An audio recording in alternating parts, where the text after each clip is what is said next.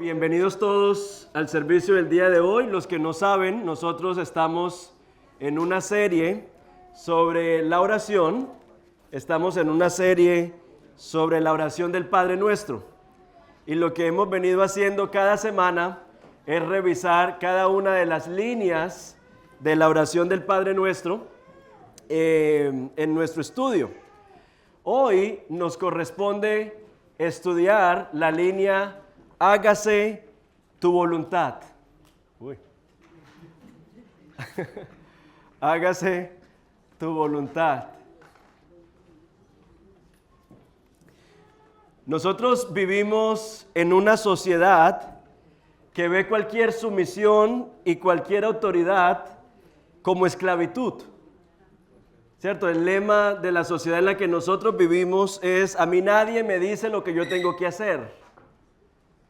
Usted siga su corazón, sigue tu instinto, o tú defines tu propia verdad, ¿cierto? Como sociedad, la meta nuestra es la libertad, pero esa libertad la definimos como no tener restricciones. El asunto es que no existe un mundo donde todos podamos vivir sin restricciones, sin acabar con la libertad del otro.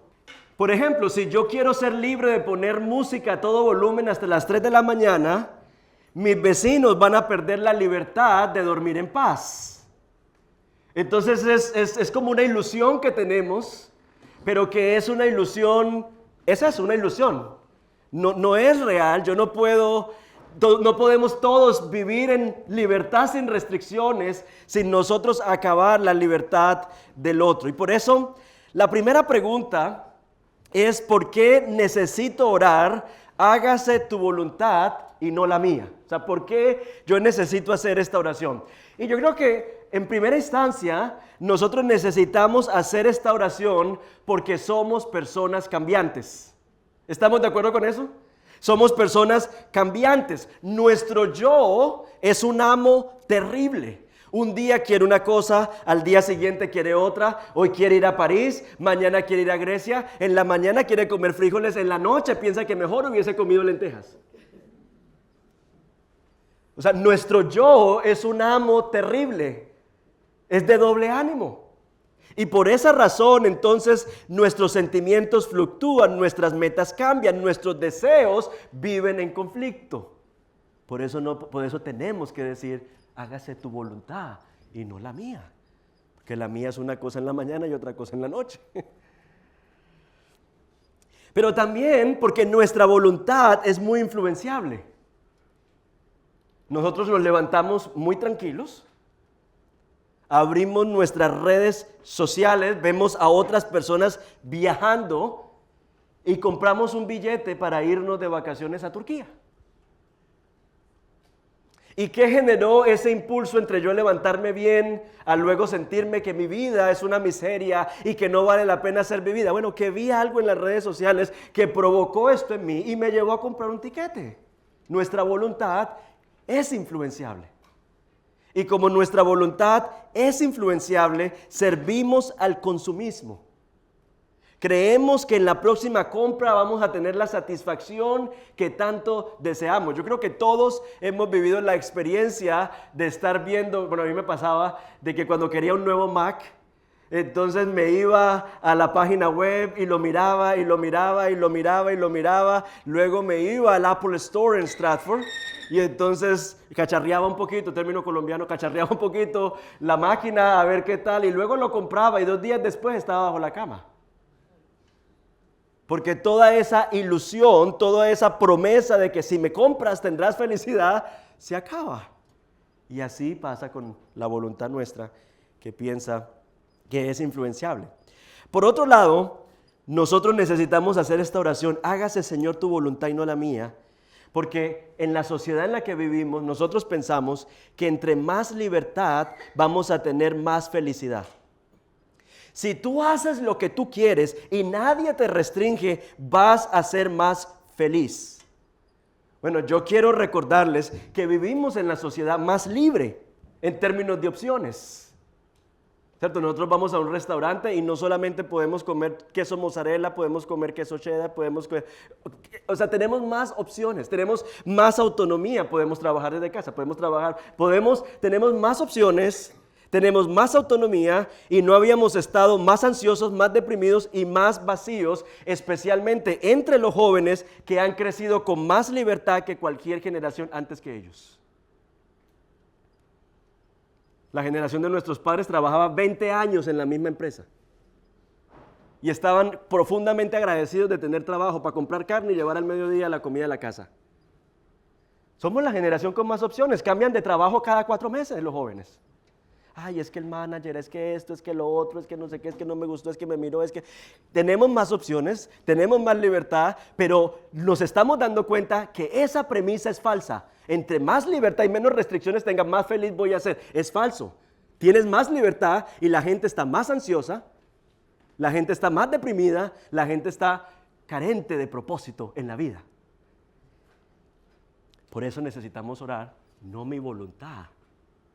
Que es que tu voluntad no te va a llevar a ningún lado. No te va a llevar a encontrar propósito. No mi voluntad, sino la tuya.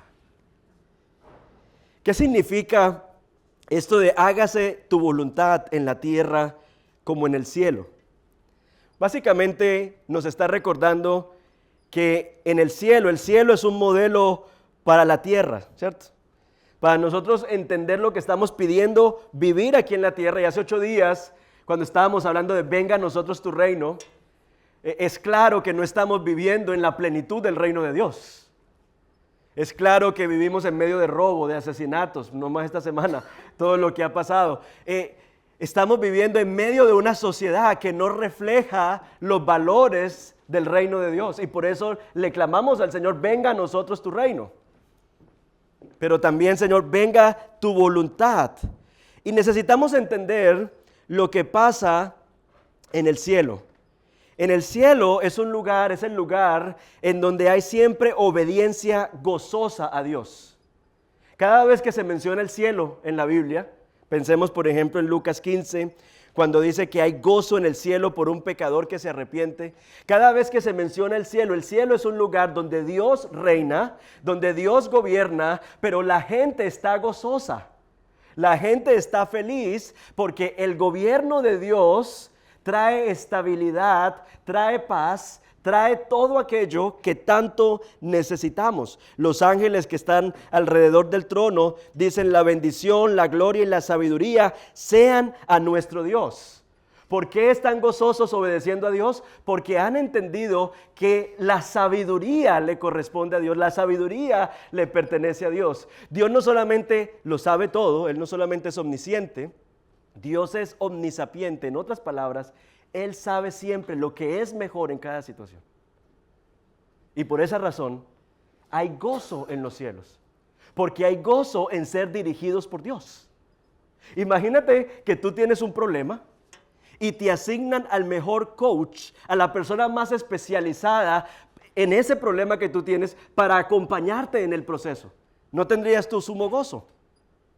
Si te dice, mira, tú tienes un problema médico, ya hemos encontrado cuál es tu problema médico y hay una persona en el mundo que es especialista en tu problema médico y esa es la persona que te va a acompañar. ¿Qué pasa contigo en ese momento? Uy, uno dice, wow, ¿no?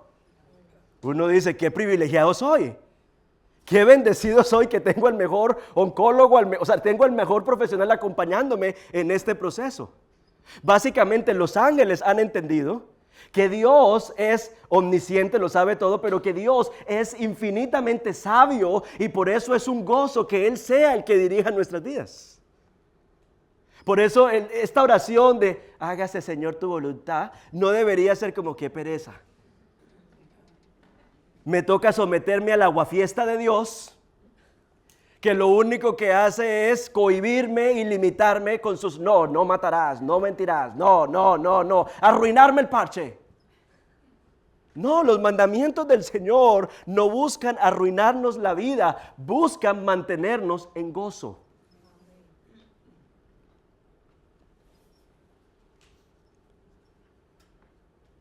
A diferencia del cielo, la tierra en la tierra la voluntad de Dios es resistida constantemente. Nosotros los seres humanos decimos no a Dios, le decimos a Dios que se haga mi voluntad y no la tuya. Mi voluntad y no la tuya. Esta oración entonces es un clamor para que nuestra realidad aquí en la tierra se alinee con la realidad celestial. ¿Qué es lo que le estamos pidiendo a Dios particularmente?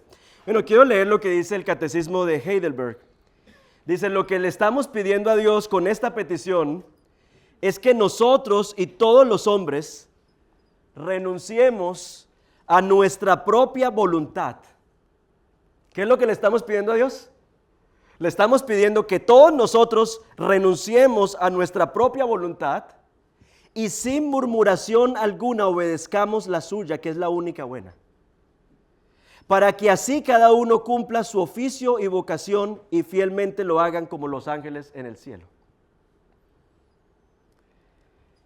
Y el Catecismo de Westminster explica que oramos para que Dios, por su gracia, nos haga capaces y dispuestos para conocer, obedecer y someternos a su voluntad en todas las cosas, con la misma humildad, alegría, fidelidad, diligencia, celo y sinceridad con que lo hacen los ángeles en el cielo. Entonces, en otras palabras, no es solamente una oración para que nosotros renunciemos a nuestra voluntad y sometamos nuestra voluntad a Dios, sino que es una oración para que nosotros tengamos la actitud correcta frente a la voluntad de Dios. O sea, para que le digamos que se haga tu voluntad, pero que lo hagamos con humildad, alegría, diligencia, celo y sinceridad, como lo hacen los ángeles en el cielo. Entonces es una oración no solamente porque se haga la voluntad de Dios, sino también para que nuestros corazones entiendan que lo mejor es que se haga la voluntad de Dios. Y muy importante, ¿cierto? Porque muchas veces el asunto no es que no sepamos qué es lo mejor. El asunto no es que no digamos, no, mira, el Señor está pidiendo eso y eso es ilógico o eso no me va a llevar a buenos pasos. No, entendemos que la voluntad de Dios muchas veces es lo mejor. Sin embargo, no tenemos la disposición de abrazar la voluntad de Dios como lo mejor. ¿Por qué? Porque amamos otras cosas creadas por encima del Creador. Y entonces por eso esta oración es, Señor, permítele a Pilar, permítele a Oscar, permítele a Jenny, no solamente entender la voluntad de Dios me serviría, la voluntad de Dios me llevaría a un buen puerto, sino permítenos a nosotros entender en nuestros corazones, someternos con humildad, entender que es lo mejor que nos puede pasar. O sea, es la actitud del corazón. Por eso, pensar en ser verdaderamente libres no significa no tener restricciones. Ser verdaderamente libres es elegir las restricciones correctas. ¿Sí me estoy comunicando? Ser verdaderamente libre no es vivir sin ninguna restricción, hacer lo que me dé la gana en la vida, porque ese tipo de libertad es la libertad de Matías, que tiene 2 años apenas. Es una libertad inmadura. Una libertad, él no quiere vivir con límites, él quiere irse a la calle y tirársela al carro. Es una libertad inmadura. En la medida en que maduramos y crecemos, la madurez nos debe llevar a entender que la verdadera libertad va a implicar elegir las restricciones correctas. Así como el pez que es libre en el agua pero muere en la tierra, nosotros somos verdaderamente libres cuando vivimos dentro del diseño para el cual Dios nos hizo. Si queremos como el pez vivir fuera del diseño, nos vamos a morir. Pero es bueno tener un límite. Yo saber como el pez que mi límite es la orilla del mar. Que si salgo de allí no voy a prosperar, no voy a florecer, me voy a morir. La libertad verdadera nunca ha sido hacer lo que queramos cuando queramos. Es la libertad del adulto maduro, la libertad que elige limitaciones que lo liberan. Es como el atleta que elige la disciplina del entrenamiento, el artista que elige las horas de práctica, el cónyuge que elige la fidelidad. Estas limitaciones no restringen la libertad, nos permiten mantenernos en libertad. Nosotros fuimos creados para vivir alineados a la voluntad de Dios. De hecho, en el principio, o sea, el tema de los límites no son resultado del pecado, es un tema de diseño. Porque incluso antes de que Adán y Eva pecaran, Dios los creó en un mundo donde habían límites. ¿Para qué?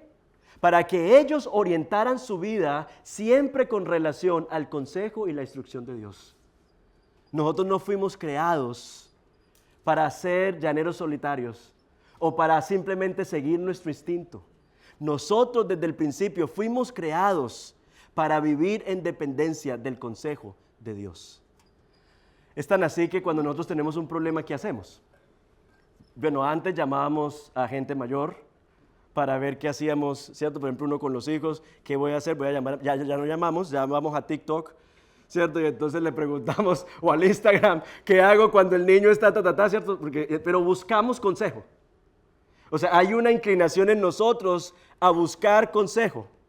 Antes en personas, ahora en las redes sociales, pero hay una necesidad en nosotros. ¿Por qué? Porque fuimos creados para depender del consejo de Dios. Ahora, es muy interesante que Jesús, en esta oración modelo, nos enseña que como discípulos tenemos todos los días que pedirle al Señor que se haga tu voluntad y no la mía. Luego en Juan 4:34 Jesús dice, mi comida es hacer la voluntad del que me envió. Y todo eso es muy bonito, ¿cierto? O sea, enseñarle a otros a orar, hágase tu voluntad y no la mía. Es muy bonito decir, no es que yo hago, a mí me encanta hacer la voluntad de Dios, hasta que viene el día de la prueba, ¿cierto? Y entonces lo que encontramos precisamente en el Getsemaní es a Jesús poniendo en prueba esto que él había enseñado que teníamos que orar. Porque en el Getsemaní, Jesús le dice 3 veces al Padre, si es posible, pasa de mí esta copa, pero que no se haga mi voluntad, sino la tuya. O sea, lo que Jesús nos enseñó a orar y a pedir, no fue simplemente un discurso bonito, sino que lo que Jesús nos enseñó a orar y a pedir fue lo que Él practicó y le sostuvo en el Getsemaní. Y ahora, esto es muy importante. El momento en el que Jesús se encontraba en el huerto del Getsemaní, y cuando Él hace esta oración, Jesús es libre para irse. O sea, si Jesús vive esta experiencia del Getsemaní en la cruz, too late. Ya está crucificado. Pero lo que Jesús vive en el Getsemaní, Jesús era libre para irse, los discípulos estaban dormidos, los soldados no habían llegado, nadie lo detenía, no estaba todavía crucificado, él tenía la opción de poder irse, pero Jesús decidió obedecer de una manera completamente voluntaria. Y Jonathan Edwards lo explica de la siguiente manera: lo que ocurre en el Getsemaní es como si Dios llevara a Jesús, el Padre llevara a Jesús a la boca del horno, y le dijera, mira las llamas, ¿sientes el calor? Esta es la copa que debes beber si ellos han de ser salvos. O sea, por eso la agonía de Jesús en el Getsemaní. O sea, porque en el Getsemaní Él ya está entrando en conciencia de lo que le espera. Por eso le dice, si es posible, Padre, pasa de mí esta copa. Pasa de mí esta copa. O sea, en el Getsemaní, como dice Jonathan Edwards, es como si llevaran a Jesús a la boca del horno y le dijeran, mira las llamas, ¿sientes el calor? Esta es la copa que debes beber si ellos han de ser salvos. No hay otro camino para salvarlos. ¿Estás dispuesto? Dice el texto no solamente que Jesús pidió 3 veces, si es posible, pasa de mí esta copa, sino que los evangelios nos dicen que comenzó a entristecerse y a angustiarse. Y la palabra aquí para angustiarse es que entró en shock, estaba horrorizado. Tan horrorizado que dice Lucas 22 que su sudor se convirtió en gotas de sangre que caían hasta la tierra, una condición médica que se llama hemaditrosis, que básicamente la vive una persona cuando ha experimentado un nivel de angustia tal que ocurre eso en su cuerpo físicamente. Y en ese punto está Jesús viendo en el Getsemaní lo que iba a tener que pasar para podernos redimir, pero justo en ese momento, en medio de esa agonía, Jesús está orando. Si es posible, pasa de mí esta copa. Si es posible, pasa de mí esta copa. Si es posible, pasa de mí esta copa. ¿Y saben lo que nos dice Lucas? Que el Padre respondió esa oración porque se le apareció un ángel del cielo que estaba fortaleciendo a Jesús. O sea, ese es un dato que nos da Lucas sobre la experiencia del en el Getsemaní. O sea, Jesús está viviendo esa angustia, pero el Padre, aunque la respuesta del Padre no fue, listo, tranquilo papi, no se preocupe, que usted no va a tener que pasar por el fuego, usted no va a tener que sufrir, yo voy a abrir un camino para que usted no tenga que sufrir. Esa no fue la respuesta del Padre, pero el Padre no dejó a Jesús sin respuesta. O sea, la respuesta del Padre fue decirle, este es el único camino para que haya salvación, pero yo te voy a fortalecer en medio de esa batalla que estás viviendo entre mi voluntad y tu voluntad para que tú te mantengas en mi voluntad. Por eso es necesario que todos los días hagamos esta oración. No es simplemente para chulear, como el que va a comprar arroz, aceite, aguacates en el mercado y decir, ya cumplí con mi lista religiosa de peticiones a Dios. Es una persona que ha entendido que vivimos en una batalla constante en nuestro corazón, que nuestro corazón no ama la voluntad de Dios, que nuestro corazón se siente llamado y seducido por todo aquello que no glorifica a Dios. Que nuestro corazón tiene una tendencia a coger las bendiciones que Dios nos da y a convertirlas en nuestro Dios. Y por esa razón necesitamos todos los días decirle al Señor, Señor, pero que se haga tu voluntad y no la mía. Y permíteme hacerlo no como renegando, sino con la actitud correcta, con la actitud que entiende que tu voluntad está vestida de la sabiduría que la mía carece. Que tú eres sabio y yo no. Que tú conoces el futuro y yo no sé ni qué voy a almorzar ahorita que salga de aquí. Porque dejé remojando lentejas y frijoles para el cuerpo por el cual me decido. Si somos. A ver qué hacemos, si pollo o carne. Esa es nuestra voluntad. Pero la voluntad de Dios es buena, agradable y perfecta, porque está vestida de sabiduría, porque Dios conoce el futuro, porque Dios es justo, porque Dios es amoroso, porque Dios es lo que nosotros no somos. Y por eso deberíamos celebrar que tenemos el acceso a Dios y podemos decirle, Señor, que se haga tu voluntad. Y fortaléceme, Señor, con lo que necesito para poder vivir en tu voluntad. Es muy interesante porque cuando uno lee la historia de varios mártires, varias personas que murieron por el Evangelio, por ejemplo, está la historia de uno que se llama Latimer. De hecho, cuando usted va a Oxford, uno de los lugares a donde uno va es el punto donde quemaron a estos mártires por causa del Evangelio. Y Latimer, mientras lo estaban quemando, él animaba a su compañero, que también lo iban a quemar, y le decía, sea valiente, señor Ridley, hoy encenderemos tal vela en Inglaterra que nunca se apagará. Y uno dice, uy. O Policarpo, a los 86 años lo tiraron a la hoguera. Y él dijo, en 86 años he servido a Cristo y nunca me ha fallado. ¿Cómo podría blasfemar de mi Rey y Salvador? Y uno dice, pero ven, ¿acaso esta gente es mejor que Jesús?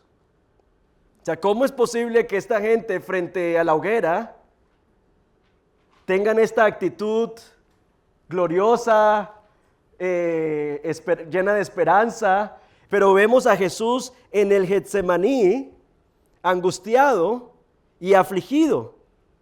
Bueno, la respuesta es que estos mártires murieron con la presencia consoladora de Dios fortaleciéndolos.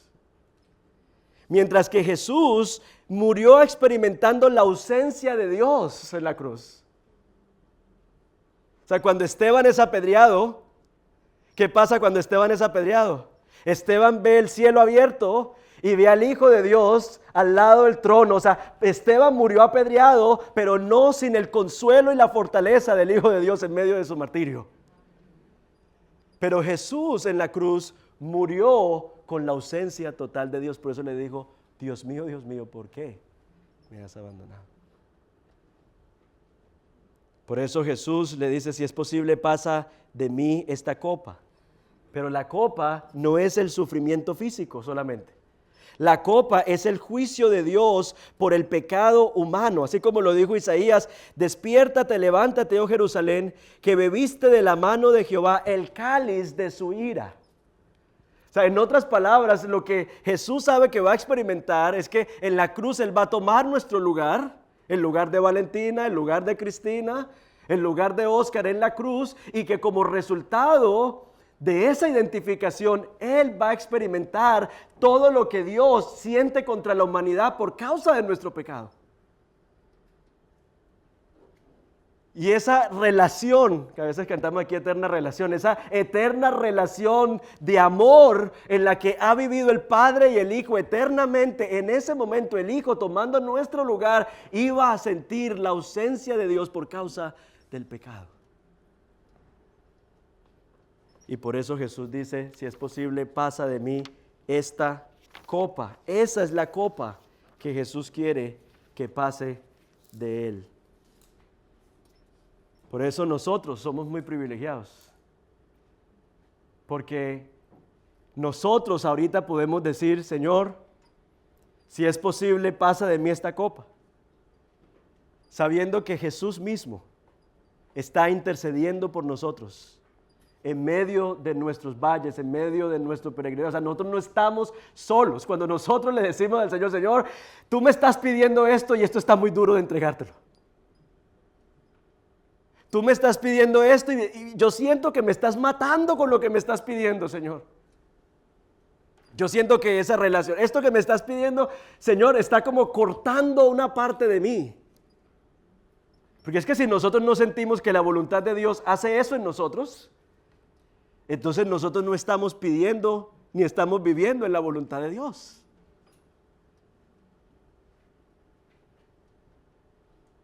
Pero nosotros, hermanos, a diferencia de Jesús, que se bebió la copa que nosotros teníamos que beber, nosotros no pasamos por la voluntad de Dios solos, sino con Él. Con su intercesión que nos está fortaleciendo. A Jesús se le apareció un ángel, pero nosotros tenemos al Espíritu Santo morando en nosotros, que es el consolador, que es el que en medio de una aflicción nos recuerda la esperanza que tenemos en Él, que es el que en los momentos en los que sentimos desfallecer nos recuerda lo que Cristo conquistó en la cruz por nosotros, y eso nos infunde la esperanza que necesitamos para decir, voy a dar el paso que Dios me está pidiendo que yo dé. Jesús bebió la copa para que nosotros hoy podamos vivir nuestro propio Getsemaní con su intercesión y con la presencia y el poder de su Espíritu habitando en nosotros. ¡Qué maravilla! Para poder hacer posible la obediencia que en nuestras propias fuerzas sería imposible llevar a cabo. Necesitamos hacer esta oración todos los días, porque si nosotros fuésemos a vivir en la voluntad de Dios por nuestras propias fuerzas y nuestro propio esfuerzo, fracasaríamos. Oramos esto todos los días porque necesitamos que Dios nos asista para hacer su voluntad. Porque nuestros corazones no ven la voluntad de Dios muchas veces como buena, ni como agradable, ni como perfecta. Porque somos influenciables, porque vivimos en medio de una sociedad que camina de espaldas a Dios. Y muchas veces para nosotros vivir en su voluntad vamos a ser percibidos como los raros, como los retrógradas, como los tontos, como los que están desperdiciando sus vidas. Y nos va a tocar caminar contra la corriente de este mundo, entendiendo que la voluntad de Dios es buena, agradable y perfecta. Por eso necesitamos hacer esta oración todos los días. Y yo no quiero que pensemos que el único escenario en el que nosotros tenemos que obedecer la voluntad de Dios o necesitamos la voluntad de Dios es cuando estamos en pruebas o cuando estamos en sufrimiento. Porque recordemos a Adán y Eva. Adán y Eva estaban en el jardín, en otro huerto, no en el huerto de las llamas, sino en el huerto de la plenitud, de los frutos, de lo todo provisto.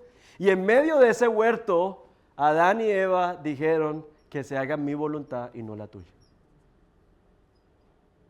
Así que esta tentación la enfrentamos cuando estamos sufriendo, como Jesús, pero también cuando estamos pasándola todo bueno, todo rico, todo chévere.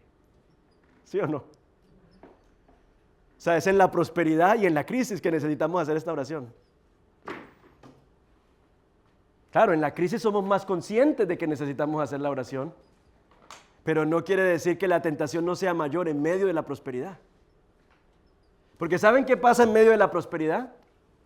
Nosotros asumimos que como todas las cosas están bien, como no tengo ningún diagnóstico médico, como las empresas me están produciendo suficiente platica, entonces uno dice, no, es que Dios está conmigo. Y confundimos nuestra voluntad con la voluntad de Dios. Y no estamos orando, Señor, no.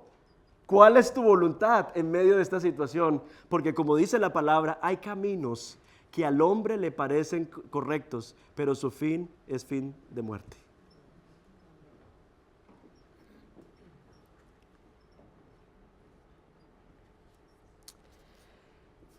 Quisiera hablar de cómo podemos nosotros aplicar esto a nivel personal de manera muy rápida. Y es que en la Biblia nosotros encontramos como varias dimensiones de la voluntad de Dios. Por ejemplo, está la voluntad moral de Dios, que Dios en la palabra nos ha dicho qué es lo que espera de nosotros. Entonces, para eso yo no necesito ni ayunar. O sea, esa voluntad está claramente revelada en la Escritura. Por ejemplo, 1 Tesalonicenses 4:3 dice, la voluntad de Dios es vuestra santificación.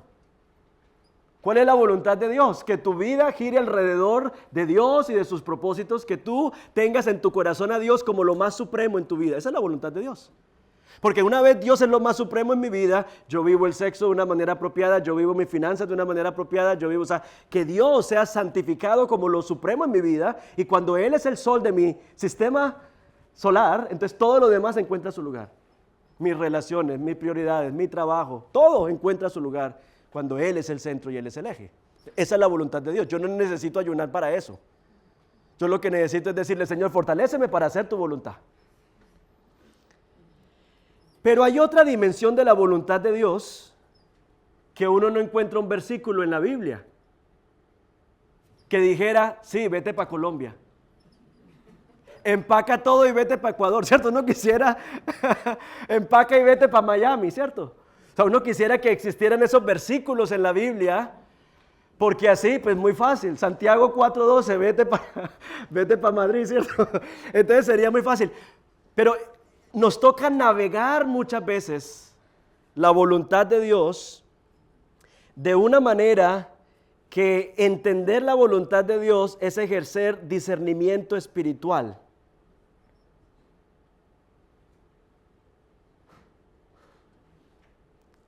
Yo entiendo que hay consecuencias para cada decisión, pero muchas veces cuando estamos lidiando con ese tipo de cosas, lo que necesitamos es desarrollar sabiduría y ejercer nuestro dominio propio.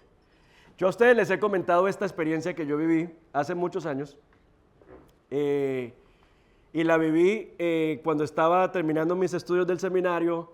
Había una oferta en Cambridge con un ministerio que se llama Friends International, y ellos me dijeron, mira, te quedas con una familia, te pagamos tanto, mira a ver qué haces. Y claro, yo inmediatamente cogí, vi lo que me iban a pagar, lo multipliqué por 5 porque era para Colombia. Y yo dije, listo, entonces en 1 año y medio, excelente, ya tengo mi apartamento, por lo menos la cuota inicial, esto y aquello, y empecé a hacer cálculos y todo el asunto. Yo decía, si me quedo, qué pereza Cambridge, que no es Londres, porque son ciudades, pero son un pueblo. Qué pereza esto aquí, que son 4 casas y varios castillos, que son en los colleges de la universidad. Esta llovedera, Medellín, qué maravilla, sol, esto y lo otro, pero no tengo oferta laboral. Y entonces estaba como en esa situación y a ver el versículo. O sea, Señor, me voy para, dame un versículo, me voy para que me quedo en Cambridge, me voy para Colombia. Y la respuesta a esa situación fue examinar mis motivaciones. Yo digo, o sea, si me quedo, a mí me están ofreciendo un trabajo aquí para alcanzar los estudiantes universitarios. Yo no tengo ninguna pasión por ese ministerio. La razón por la que me estoy quedando es por la plata. Y siendo esto un llamado cristiano, es incorrecto yo quedarme por la plata y no porque tengo un sentido de vocación. Así que sabiendo yo que en Colombia no me espera nada, entonces voy a empacar mis maletas y me voy. Esa fue una decisión. Yo llegué el viernes y el lunes ya estaba trabajando. Porque había una empresa norteamericana que estaba buscando una persona que fuese teólogo, que hablara inglés, para que lo representara en América Latina. Me acabé un pasaporte en 2 años viajando. No estoy diciendo váyanse para Colombia porque ya lo está esperando, pero lo que quiero decir es que le toca a uno navegar estas situaciones con sabiduría, y lo que Dios está haciendo es invitándonos a la dependencia de Dios, invitándonos a intimar con Él para que el Señor examine nuestras motivaciones, porque la situación como tal no es blanca y negra, es gris. O sea, no es, Señor, ¿será que me meto en un prostíbulo? No, sabes que esa es la voluntad moral. No, ¿cierto? Mi voluntad es tu santificación. Pero estas cosas que son grises, ¿cómo las manejas? Dependencia de Dios. Y también aquí es muy importante la importancia de la comunidad, pero ya voy a hablar sobre eso. Y la tercera dimensión es la voluntad soberana de Dios. Entonces, la voluntad moral, que es la que Él nos ha declarado. Así quiero Génesis que vivas, así quiero Harold que vivas, así quiero Valentina que vivas. Decisiones en las que necesitamos la guía de Dios, pero hay cosas que ocurren en el mundo que se escapan de nuestro control, cosas que Dios permite y cosas que Dios evita, que son parte de su soberanía que nosotros no entendemos. Y lo que tenemos que entender es que hay cosas que ocurren en nuestro mundo, que Dios las permite en nuestro mundo, pero que no son su voluntad. Por eso estamos orando, Señor, que venga a nosotros tu reino y se haga tu voluntad, porque hay cosas que pasan en este mundo, por ejemplo, la violación de un niño. ¿Nosotros cómo vamos a decir que esa es la voluntad de Dios? Esa no es la voluntad de Dios, son cosas que Dios permite en el mundo caído en el que nosotros vivimos, pero por eso tenemos que orar para que el Señor ponga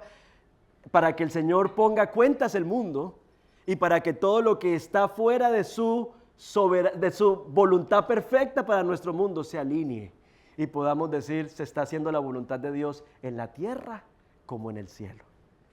Pero en estos momentos la voluntad de Dios no se hace en la tierra como en el cielo, porque nosotros le hemos dado la espalda a Dios.